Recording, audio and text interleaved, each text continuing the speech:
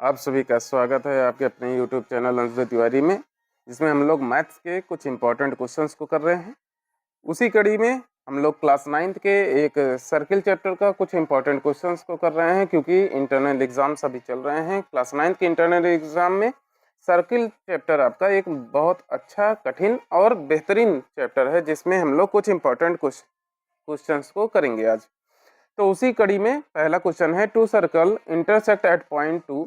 ये अपना last exercise का क्वेश्चन है, ठीक ना। Two circles intersect at 2 point B and C.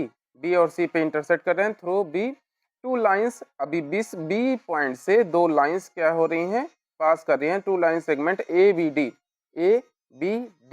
And P B Q are drawn to intersect the circle at A and D.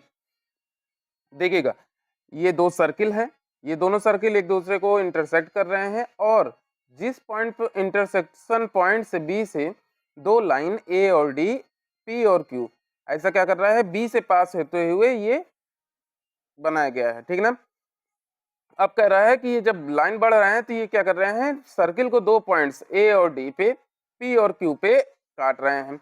अब आपको prove क्या करना है कि एंगल ए सी पी, ये देखिएगा, ये वाला एंगल ए, ये देखिएगा, ये थोड़ा सा मैं इसको ब्लू पेन से कर दे रहा हूँ। ये देखिएगा, ये वाला एंगल और ये वाला एंगल, ये क्या है, एक दूसरे के इक्वल हैं। ये आपको कह रहा है प्रूव करने के लिए, तो कैसे आप करोगे ये बात आती है। चलिएगा, तो शुरुआत करते हैं। तो पहली बात, एक बेसिक सी प्रॉपर्टी सर्किल की। वो बेसिक सी प्रॉपर्टी क्या है भाई, सर्किल की एक बेसिक सी प्रॉपर्टी ये है कि सर्किल, जैसे मैंने एक सर्किल ड्रॉ कर लिया, ठीक ना। अब सर्किल पे मैंने क्या किया, एक सेगमेंट बना लिया लाइन के थ्रू, एक टेंजेंट गिरा के मैंने क्या किया, एक सेगमेंट बना लिया। अब इस सेगमेंट से होते हुए आपका ये सर्किल के ऊपर कहीं पर भी कोई भी पॉइंट लेंगे, जैसे ये मैंने एक पॉइंट ले लिया और इसको दोनों से, ये जो कॉर्ड है इसके दोनों एंड पॉइंट से मिला दिया, ठीक है। अब ये पॉइंट लिया सी, इसी तरीके से यहाँ पर एक दूसरा पॉइंट ले लिया डी और इसको भी मिला दिया इससे। इसी तरीके से यहाँ पर ई ले लिया, इसको भी मिला दिया।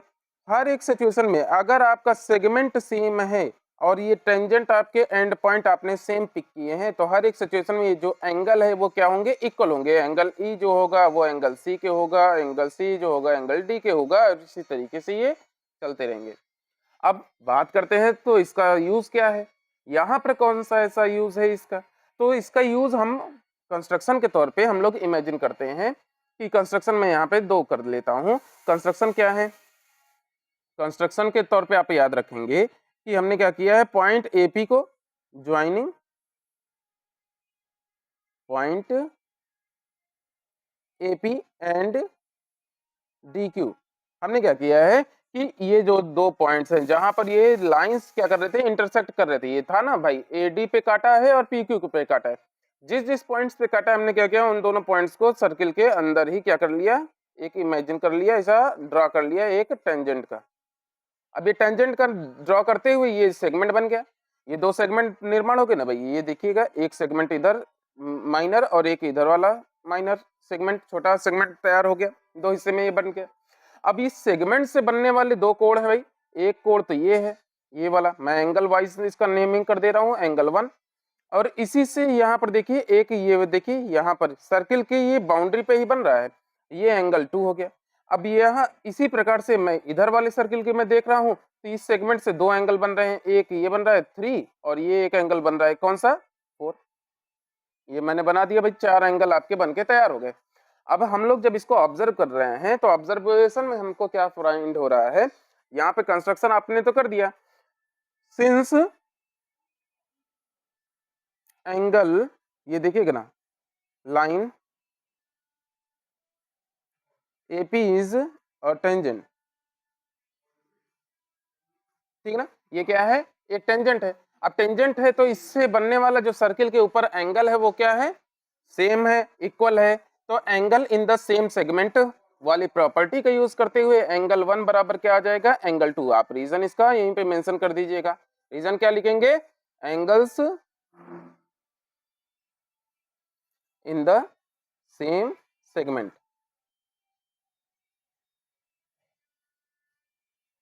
अब इस तरीके से एंगल 1 बराबर क्या हो गया, एंगल 2 हो गया। अब इधर इसको लेकर आइएगा भाई, सिमिलर वे में हम लोग कौन से सर्किल, ये राइट वाले सर्किल की बात करते हैं। राइट वाले सर्किल को हमने ऑब्जर्व किया तो क्या ऑब्जर्वेशन में आपके निकला भाई? ऑब्जर्वेशन में आपने फाइंड आउट किया कि सिमिलरली एंगल 3 इक्वल टू क्या है बेटा? एंगल 4 है। यहाँ पर देखिए ना, ये सेगमेंट है, सेगमेंट के ऊपर से ये सर्किल, इस वाले सर्किल पे दो एंगल बन रहे हैं, एक ये बन रहा है और एक ये बन रहा है। और इस प्रॉपर्टी से एंगल 3 बराबर क्या हो गया? एंगल 4 हो गया। और इसका भी रीजन क्या होगा? Angles in the same segment, ठीक है ना? Angles in the same segment. अब इस प्रॉपर्टी का आपने जैसे यूज कर लिया, अब यहाँ पर मैं एक चीज और ऑब्जर्व कर रहा हूँ कि जो दोनों लाइन थे ए बी डी, ठीक है ना, और साथ में पी बी क्यू, ये देखिए दो लाइंस थे ना, ये दोनों लाइन क्या कर रहे हैं? एक दूसरे को काट रहे हैं। किस पॉइंट पे काट रहे हैं भाई? बी पे काट रहे हैं। तो ये बी पॉइंट पे काटने की वजह से ये क्या हो जा रहा है? दो लाइन एक दूसरे काट रहे हैं, तो एंगल 1 बराबर क्या हो जा रहा है बेटा? एंगल 3 हो जा रहा है। क्या हो जा रहा है? एंगल 1 बराबर एंगल 3। रीजन क्या है इसका? इसका रीजन है वर्टिकली अपोजिट एंगल्स।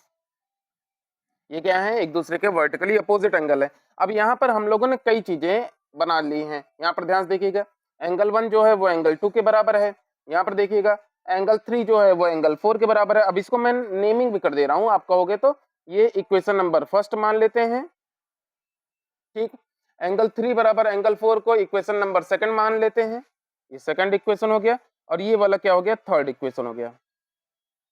अब आप चाहे इस थर्ड वाले इक्वेशन को इक्वेशन 2 में रखेंगे, putting value of equation third in equation second. अब रखने पे क्या मिल रहा है भाई?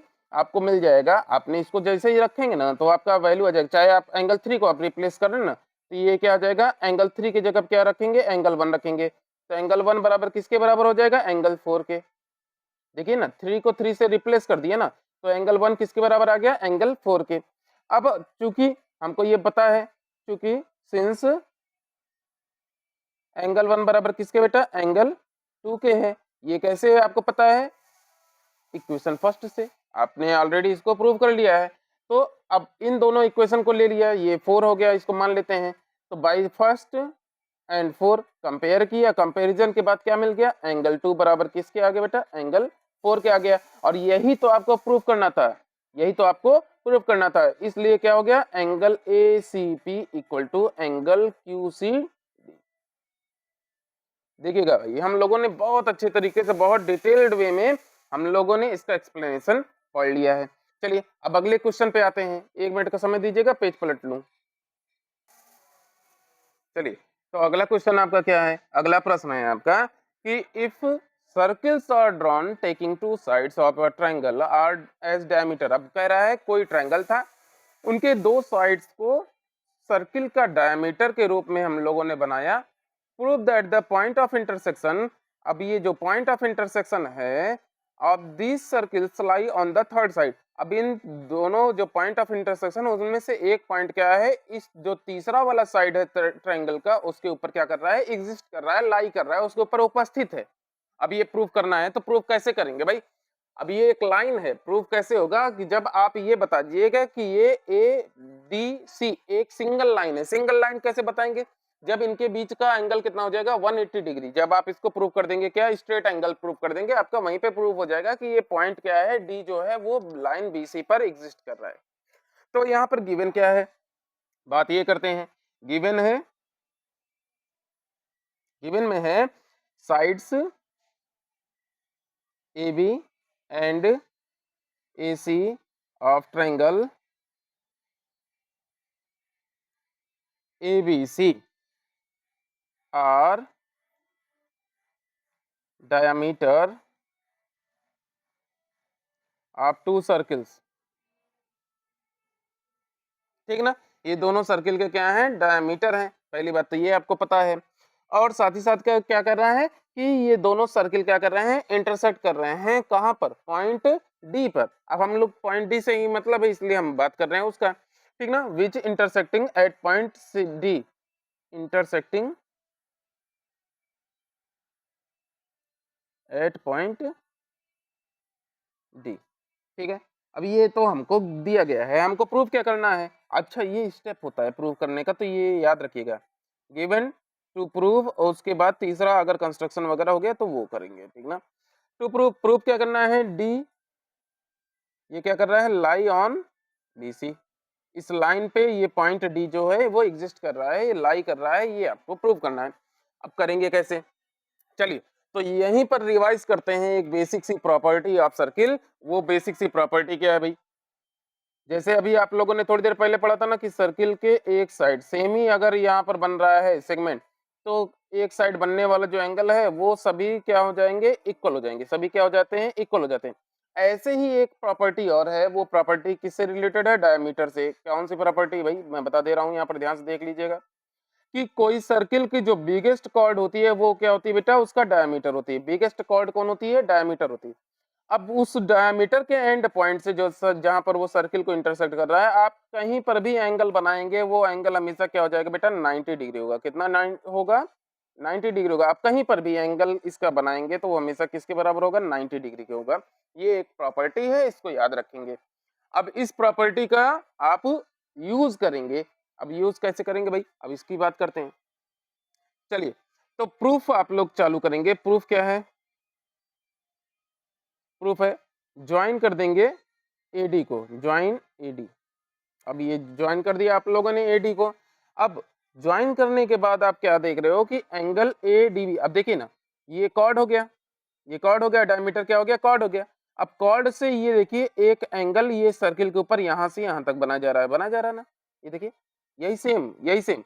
इस कॉर्ड से लेकर डायमीटर को ये सर्किल के ऊपर एक यहाँ पर बनाया गया और इस वाले को लेकर यहाँ पर बनाया गया, तो ये एंगल कितना हो जाएगा, 90 डिग्री। कितना हो जाएगा भैया, 90 डिग्री। उसी तरीके से इस सर्किल के लिए कितना हो जाएगा, 90 डिग्री। अभी हमने ये प्रॉपर्टी अभी थोड़ी देर पहले ही रिवाइज किया, देखा इसको, समझा इसको, जाना इसको, ठीक है ना।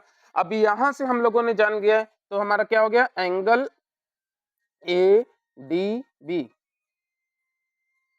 बराबर कितना है बेटा, 90 डिग्री। इक्वेशन फर्स्ट इसको मान लीजिए। और ये क्या है, एंगल ऑफ सेमी सर्किल, ठीक है ना। अब यही सेम यहां पर भी है, कौन सा है, एंगल ए डी सी, ये भी कितना है, 90 डिग्री है। दोनों दोनों कितने हैं भाई, 90 डिग्री हैं। चलिए, अब हम क्या कर रहे हैं, इन दोनों इक्वेशन को जोड़ देंगे, ठीक है ना। Adding equation first and second, अब उसको ध्यान से रखिएगा भाई आप लोग अपने पास, ठीक है ना। अभी हम लोग देखते हैं adding equation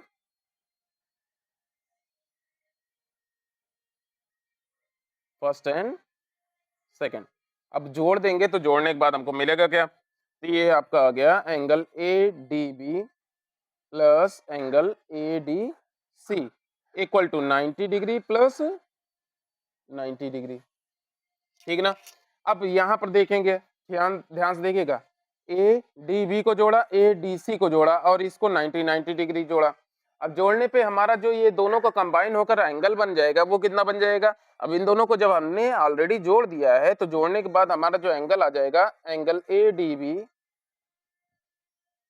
plus angle A D C equal to 180 degree.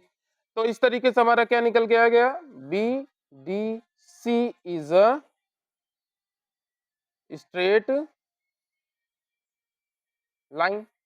इससे क्या हो गया, बीडीसी हमारा क्या पता चल गया बेटा, स्ट्रेट लाइन है। क्यों, क्योंकि यहाँ पर एंगल का सम कितना आ रहा है, 180 डिग्री आ रहा है, ठीक ना।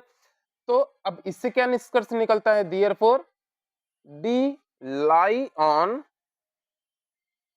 बीसी। इससे क्या निकल गया कि ये जो डी है वो कहां पर आ रहा है भैया, लाइन बीसी पर आ रहा है, और यही आपको प्रूव करना था। चलिए, हमें लगता है आप लोगों को समझ में आ गया होगा। अगर कोई समस्या है तो भाई कमेंट सेक्शन आपका ओपन है, आप लोग जरूर इस पे मैसेज करिएगा, ठीक है ना। अब अगले प्रश्न की तैयारी करते हैं, 1 मिनट रुकिएगा।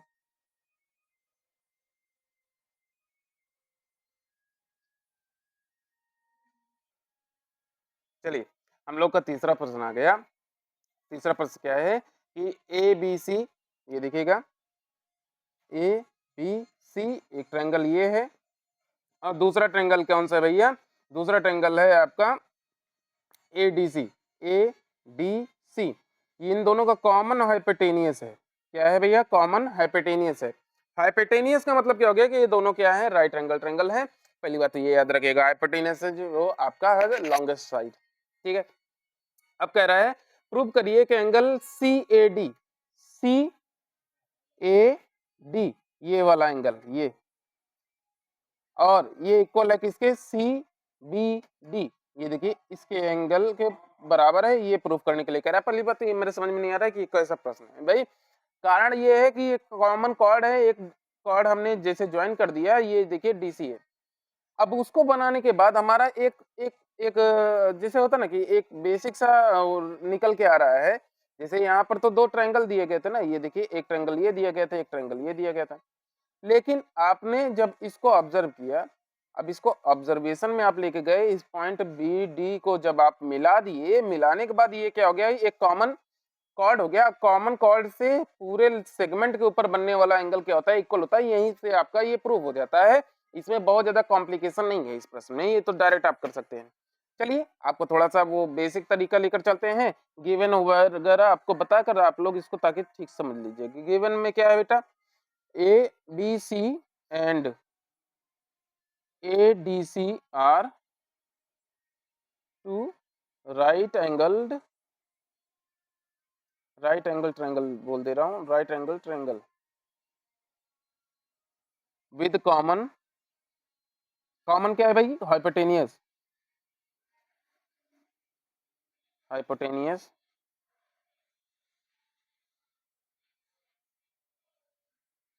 एसी। ये कॉमन हाइपोटेनियस क्या है, एसी है।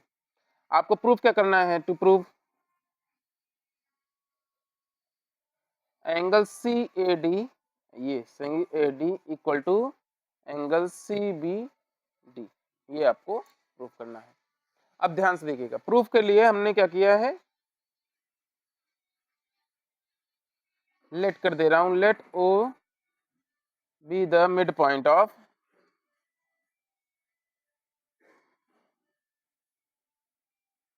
हमने क्या किया कि ओ को मिड पॉइंट मान लिया किसका, इस साइड एसी का जो कॉमन हाइपोटेनियस है, ठीक है ना। और उसके बाद क्या कर दिया है, उसके बाद ज्वाइन कर दिया इसको सभी ये पॉइंट से ए बी सी डी सभी से ज्वाइन कर दिया। देन ओ ए बराबर ओ बी बराबर ओ सी बराबर ओ डी। अब इसका रीजन क्या है, mid point of hypotenuse of a right triangle is equidistance from its vertices with O as centre. अब इसका मतलब होता ना कि आप जैसे बहुत ज्यादा इसका लैंग्वेज वाइज आप देखना चाहो तो अलग बात है। चलिए मैं एकदम कॉमन सी बात बता रहा हूँ, अगर ये पॉइंट ओ जो है इसका मिड पॉइंट है, ये सेंटर हो गया, सेंटर हो गया, तो ये देखिए सेंटर से बाउंड्री पे बनने वाली जो चीजें होती है उसको क्या कहते हो आप, रेडियस कहते हो। क्या कहते हो, रेडियस। आप सिंपल लिख दो ना भाई, रेडियस, बात ही खत्म, छोड़ो, ज्यादा परेशान होने की आवश्यकता इसमें नहीं है। आप डायरेक्ट बोलो कि ये क्या है भाई, रेडियस है। अब वैसे लैंग्वेज वाइज बोल सकते हैं, mid point of hypotenuse of a right triangle is equidistance from its vertices with O as centre and radius equal to O A, drawn a circle pass through A B C D. अब मतलब क्या हो गया, अब मैं इसी को same चीजों को यहाँ पर रिप्रेजेंट कर दे रहा हूँ। एक राइट एंगल ट्रायंगल है ए बी सी, जो इसका हाइपोटेनियस है, हाइपोटेनियस के मिड पॉइंट पे जैसे ये मैंने मान लिया क्या है, डी है। आप जब इसको नापेंगे इसकी सभी पॉइंट से दूरी, तो वो क्या होती है बेटा, इक्वल होती है। और ये प्रश्न हम आपने ऑलरेडी ट्रायंगल वाले चैप्टर में पढ़कर प्रूव करके रखा है। तो ये एक चीज आपने याद रखना है, पॉइंट ओ को आपने माना था, तो इस तरीके से ये लेंथ इक्वल हो गई। उसी तरीके से ऊपर वाले में ये तीनों लेंथ ऊपर हो गई, इक्वल हो गई। अब इस तरीके से ये चारों क्या हो गए, एक दूसरे के इक्वल हो गए, और ये चारों क्या हैं, आपके रेडियस हैं। ठीक है, अब यहाँ से हमको ये समझ में आ गया कि किसी सर्किल के सेम सेगमेंट में जो बनने वाला एंगल है, तो इस तरीके से देयरफॉर फॉर, अब ये मैं ऑब्जर्व कर रहा हूँ किसके लिए, सीडी के लिए, कॉर्ड के रूप में, ठीक ना। कॉर्ड के रूप में मैं CD के लिए ऑब्जर्व कर रहा हूं, तो मुझे क्या पता चल रहा है, angle CAD is equal to angle CBD, और मेरा रीजन क्या है, angle of same segment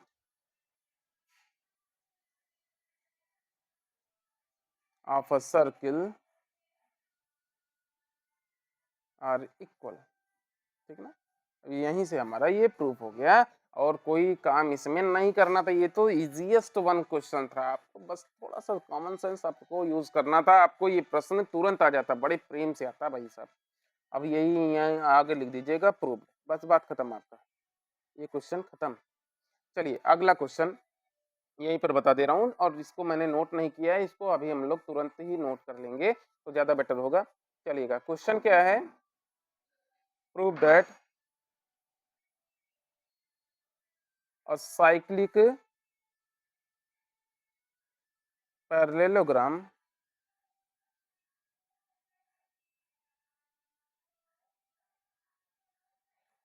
is rectangle. अब बात क्या है भाई कि आप सिद्ध करिए कि एक साइक्लिक क्वाड्रिलेटरल है, तो सबसे पहली बात कि साइक्लिक क्वाड्रिलेटरल किसको कहते हैं, तो साइक्लिक क्वाड्रिलेटरल ऐसे क्वाड्रिलेटरल होते हैं जिनके अपोजिट एंगल का जो सम होता है वो होता है कितना, 180 डिग्री होता है। ठीक है ना, चलिए गिवन आपको दिया गया है, गिवन जैसे मैं फिगर बना दूं ज्यादा बेटर होगा, पहले फिगर बना देते हैं आपके लिए। ये है एक, ये है आपका एक सर्किल, और इसके अंदर क्या है बेटा, इसके अंदर है एक पैरेललोग्राम, ये मैंने मान लिया पैरेललोग्राम। ठीक ना, ये पैरेललोग्राम मान लिया, इसका नामकरण कर दे रहा हूँ ABC और D, नामकरण कर दिया। चलो अब बात कर रहे हैं कि prove that a cyclic parallelogram is a rectangle.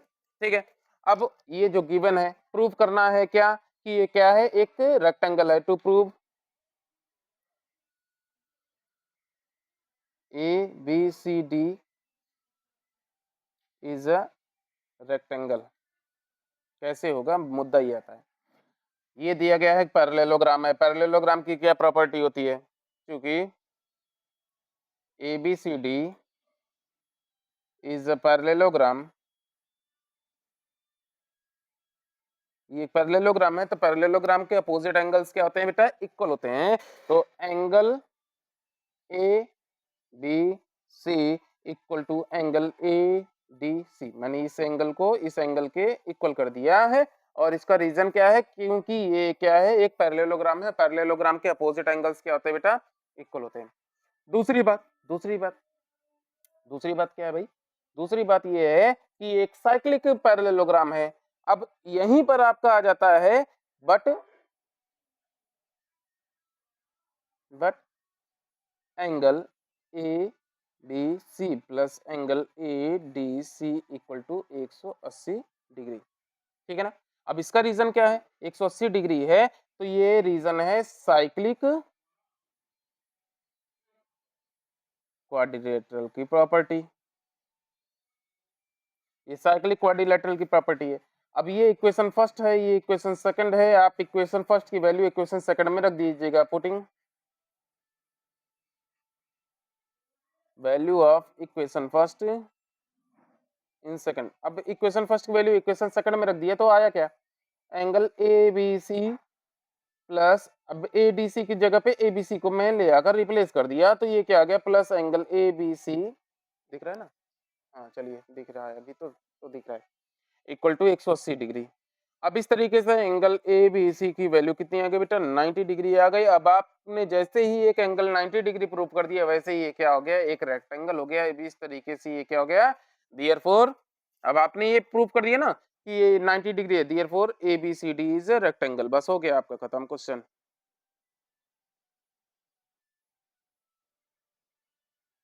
बस हो गया, ठीक, थैंक यू। चलिए, और कोई क्वेश्चन डाउट कुछ भी हो तो थोड़ा सा मैसेज करिएगा। चलिए, धन्यवाद आप सभी का।